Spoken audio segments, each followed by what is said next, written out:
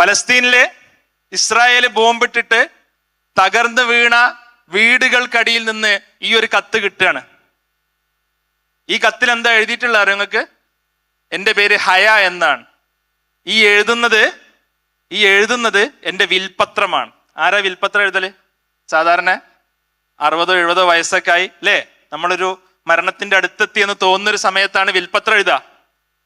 നിങ്ങളുടെ പ്രായത്തിന്റെ പകുതിയുള്ള ഒരു കുട്ടി വിൽപത്രം എഴുതുകയാണ്.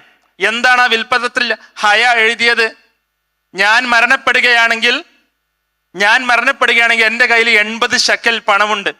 ആ 80 ശക്കലിൽ 45 എൻ്റെ ഉമ്മാക്ക് കൊടുക്കണം, 5 എൻ്റെ വല്യമ്മാക്ക് കൊടുക്കണം, 5 എൻ്റെ അമ്മായിക്ക് കൊടുക്കണം. എൻ്റെ കളിപ്പാട്ടങ്ങൾ എൻ്റെ പ്രിയപ്പെട്ട അനിയത്തി സൈനക്ക് നൽകണം. എൻ്റെ വസ്ത്രങ്ങൾ എൻ്റെ കസിൻസിന് നൽകണം. ഞാൻ മരണപ്പെട്ട ശേഷം ഈ ബോംബ് വർഷിക്കപ്പെട്ട വീടുകളുടെ ഇടയിൽ നിന്ന് എൻ്റെ ഷൂസ് കിട്ടുകയാണെങ്കിൽ ആ ഷൂസ് ക്ലീൻ ആക്കി അതിലെ രക്തം കളഞ്ഞ് അതിലെ പൊടിയൊക്കെ ഒഴിവാക്കിയിട്ട് അത് ഇന്ന് എൻ്റെ സുഹൃത്തുക്കൾക്ക് നൽകണം. ഈ ഒരു കഥ ഈ ഒരു കരിയർ സെഷന്റെ കഥയല്ല, നമ്മുടെ മുമ്പിലുള്ള യാഥാർത്ഥ്യമാണ്. നിങ്ങളുടെ ആരുടെയെങ്കിലും സ്കൂളുകളിലേക്ക് നിങ്ങൾ പോകുമ്പോൾ ആ സ്കൂളുകളിൽ നിങ്ങളുടെ ടീച്ചർ ക്ലാസ് എടുത്തുകൊണ്ടിരിക്കുന്ന സമയത്ത് ഒരു ബോംബ് ആ ക്ലാസ് റൂമിന്റെ മേലെ വർഷിക്കും എന്ന് നമുക്ക് ആർക്കെങ്കിലും തോന്നുന്നുണ്ടോ? നമ്മൾ അമ്നിലാണ്, നമ്മൾ സുരക്ഷിതത്വത്തിലാണ്. എന്നാൽ അങ്ങനെയൊന്നുമില്ലാത്ത ഒരുപാട് കുട്ടികൾ ലോകത്തിന്റെ വിവിധ ഭാഗങ്ങളിൽ പഠിക്കുന്നവരുണ്ട് അല്ലെ?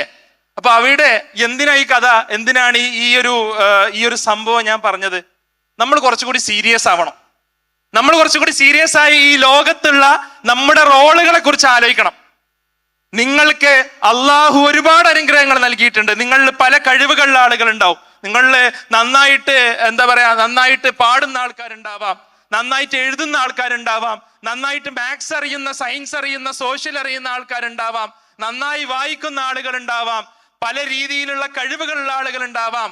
എന്നാൽ ആ കഴിവുകൾ റിയലൈസ് ചെയ്യാതെ കേവലം ചില കാര്യങ്ങളിൽ മാത്രം അഡിക്റ്റഡ് ആയി പോകുന്നുണ്ടോ നമ്മുടെ ലൈഫ് എന്നുള്ളത് നമ്മൾ വളരെ സീരിയസ് ആയിട്ട് ആലോചിക്കേണ്ടതാണ്. നെറ്റ്ഫ്ലിക്സിൽ തീർക്കാനുള്ളതാണോ നമ്മുടെ ജീവിതം? അല്ലെങ്കിൽ ഹോട്ട്സ്റ്റാറിൽ തീർക്കാനുള്ളതാണോ നമ്മുടെ ജീവിതം? ഏതെങ്കിലും ഗെയിമുകളിൽ തീർക്കാനുള്ളതാണോ നമ്മുടെ ജീവിതം? അല്ല എന്നാണ് നമുക്ക് ചുറ്റുമുള്ള ലോകത്തിലുള്ള ഹയമാരുടെ ജീവിതത്തിൽ നിന്ന് നമ്മൾ മനസ്സിലാക്കേണ്ടത്.